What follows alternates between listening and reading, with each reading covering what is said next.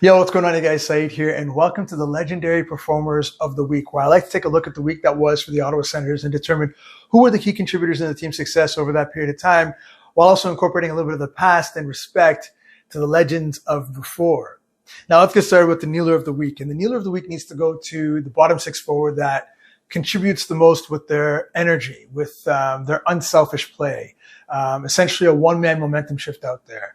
And it could be over a series of games or just one game in general. But nonetheless, they had to be the reason the tide turned. And I got to go back to my guy, Austin Watson. What an unbelievable week he had. Amazing couple of games that he had against the Wings. The Rangers game was a little unfortunate, but we won that game. So no harm, no foul. But what can you say? Everybody on the team loves him. And most fans out there just appreciate what he does on a consistent basis, shift by shift. He even incorporated a couple goals in there. But he hits everything in sight. He never cheats you for effort. And for his efforts, he is considered the Kneeler of the Week. Congratulations, Austin Watson, my guy. Next distinction is the Big Rig of the Week. And this needs to go to the steady, consistent, reliable, stay-at-home guy that's going to eat up a bunch of minutes, that's going to take on the team's top two lines, be it the first or the second, but is just relied upon to get out there and be steady Eddie. Philly was great for that. What an unbelievable guy in the community as well. But this is about his efforts on the ice. And the guy that best exemplified that this past week, in my opinion, is the young Jake Sanderson, who is the biggest head fake. I'm still trying to figure out how he's a rookie, how he's so young and does what he does. But we are so fortunate to have this guy to cheer on for the next, hopefully, 10, 15 years. Jake Sanderson, +8 throughout the entire week, which is, we won a bunch of games, obviously, but that's still saying something, right? About 20 minutes a game. The Rangers game was, to me, the most phenomenal performance from him that kind of showcased what he's all about. They got a bunch of shifty, highly skilled forwards out there. And the guy doesn't look out of place. He's amazing. His partner, Travis Hamonic, was going to be up there. And I took him into consideration, especially after last night's game.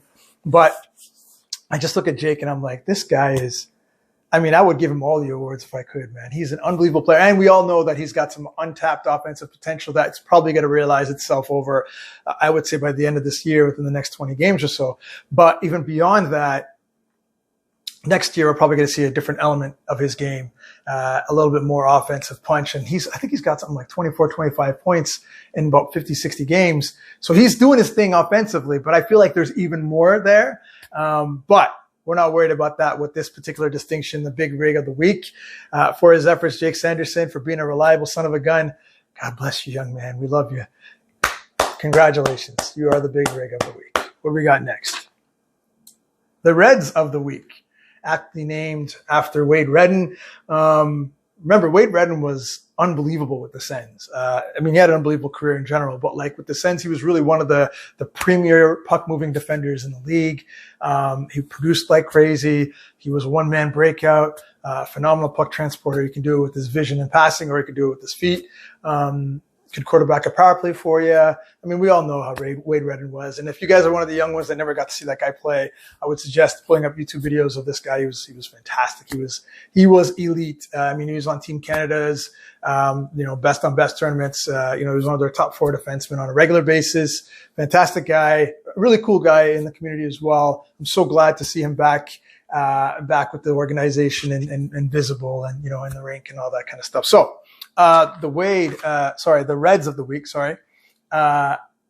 goes to one of my favorite players in the league. Just so happens to play for my favorite team, number 72, Thomas Chabot.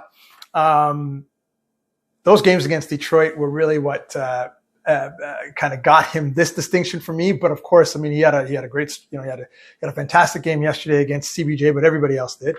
No offense to the Blue Jackets, we were there, but those games against the Wings were, it was high stakes for everybody. He was fantastic, moving the puck. He was contributing offensively. I think he had 4 points over the week in 4 games, and a bunch of those points came against the Wings. You can see this guy. He's essentially a fourth forward when they get in the offensive zone. He's all over the place. He's got an unbelievable vision. His feet are amazing. and he's starting to get a shot on the net, which is really nice to see.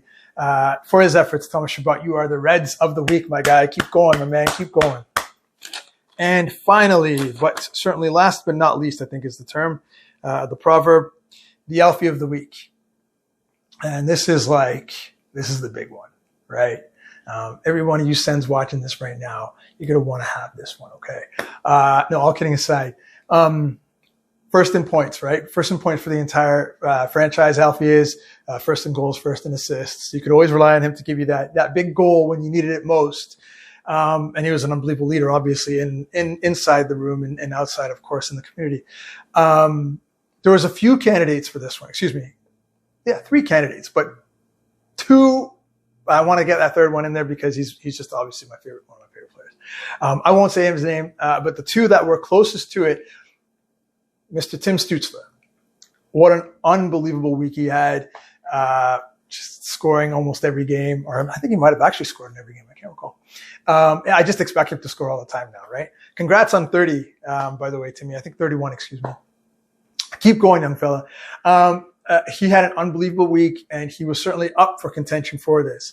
But the winner for this one, 2-time winner now, is for the man they call G Money. 4 games played, he had 9 points, 3 goals, 6 assists. 2 of those goals were game-winning goals. What a competitor. What a leader. What a player. We're so fortunate to have this guy on the team. Keep going, Claude. We love you, man. The Alfie of the week. Keep doing your thing, young fella. And that's it. Yeah, that's all I got for this week. Thanks for watching. And I will catch y'all again soon, more than likely. Be good and be well. Peace. Go Sens, go.